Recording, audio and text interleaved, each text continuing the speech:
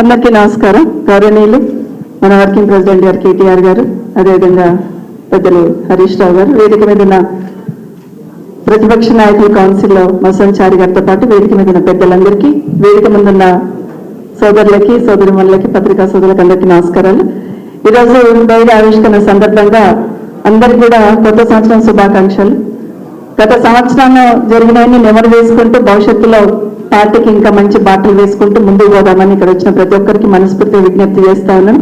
కేసీఆర్ గారి నాయకత్వంలో తెలంగాణ ఉద్యమం స్టార్ట్ అయినప్పటి నుండి కేసీఆర్ గారితో 2000లో నడవలేకపోయినా ప్రతిపక్షాలు ఆ రోజు రూలింగ్ పార్టీలో ఉండి కూడా ఉద్యమాన్ని దగ్గరగా చూసిన దాన్ని నేను. ఎందుకంటే ఒక్కొక్క అడుగులో ఒక్కొక్కరు ఏ విధంగా ఇబ్బంది పడ్డారు, ఇక్కడ ఉన్న చాలా మంది చైర్మన్ పిల్లలందరూ కూడా అప్పుడు యంగ్స్టర్స్ ఏ విధంగా ఉద్యమం చేసేవాళ్ళు, ప్రాణాలకు తెగించి కూడా ఏ విధంగా పరిగెత్తే వాళ్ళు అనేది ఆ రోజు నేను చూశాను.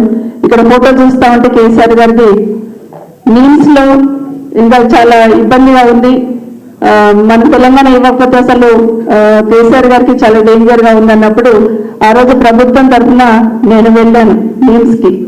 కుటుంబ సభ్యులందరూ కూడా అక్కడ ఉన్నారు. వెళ్ళి అన్న మీరు విరమించుకోండి అని అడిగినప్పుడు ఒకటే మాట అన్నారు, ఆ కళ్ళల్లో నీళ్లు సూర్యులు తిరుగుతా ఉంటే నాకు పదవులు ముఖ్యం కాదమ్మా, పార్టీ ముఖ్యం కాదమ్మా, తెలంగాణ వస్తే చాలుగా ఒక్కటి ఇన్ఫార్మ్ చేయండి అమ్మా పైకి అన్నారు. అదే మాట ఆ రోజున్న ముఖ్యమంత్రి గారికి వెళ్ళి చెప్పాను నేను, ఇలా ఉంది, ఇలా చెప్పారు, మనం స్పందించకపోతే ఇబ్బంది ఏర్పడుతుంది అని చెప్పాను.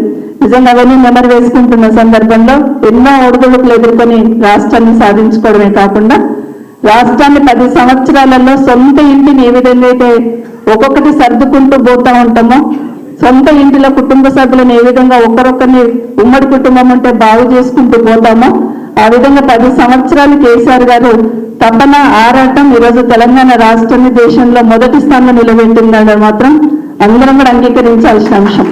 ఒకటి ఆలోచిస్తూ ఉంటే ఇలా స్కీమ్స్ అని చదువుతూ ఉంటే ఒకప్పుడు బతుకమ్మ వదిలిపెట్టాలంటే చెరువులలో నీళ్లు ఉండకుండా మనకు బకెట్లలోనో లేకపోతే ఇంకేళ్ళలో వదిలిపెడుతుంటే అసలు వదిలిపెట్టకుండా చెరువు గట్టును వదిలేసి వస్తుంటుంది.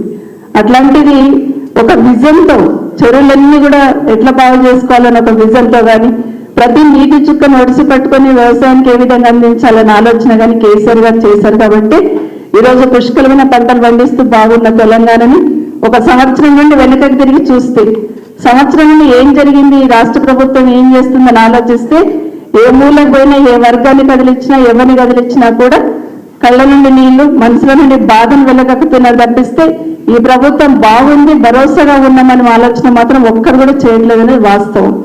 అదే విషయాన్ని గత సంవత్సరాలంతా కూడా ఇక్కడ చూస్తూ ఉంటే మా అక్క చెల్లెలందరూ కూర్చుంటే ఇక్కడ అందరూ నాకు మొన్న హైదరాబాద్ కూర్చున్న మా హైదర్షాబాద్ నుండి వచ్చిన మహిళా సోదరి మనలో ఏడుపు నాకు కనిపిస్తా ఉంది.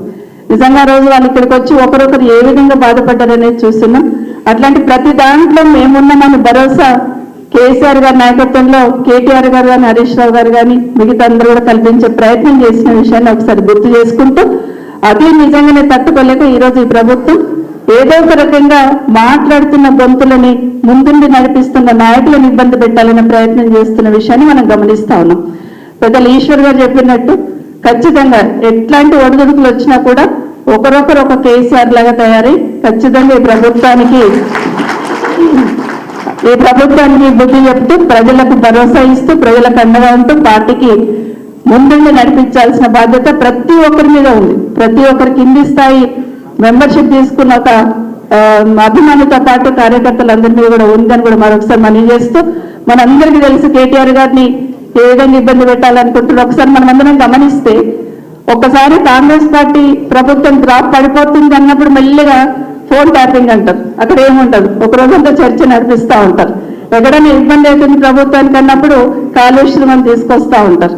ఏదో ఒక రకంగా డైవర్ట్ చేయాలి, డైవర్షన్ పాలిటిక్స్ అనేది మనం కాదు కింద గ్రామీణ ప్రాంతాలలో పెద్దమ్మలు మాట్లాడుతున్నారు. ఒకటి మాట్లాడుతుంటే ఇంకోటి తీసుకొచ్చి పెడతాడు ఈయన అని చెప్పి ఏదైనా చదువుకోలేని పెద్దమ్మలు కూడా తిడుతున్న విషయాన్ని మనం గమనిస్తా ఉన్నాం. ఏదో ఒక రకంగా డైవర్ట్ చేయాలనే ప్రయత్నం.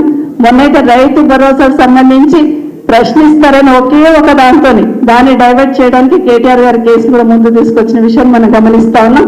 మనందరికీ తెలుసు ఆ కేసులో ఏమీ లేదని. నా మనవాడు 10 years ఉంటాడు.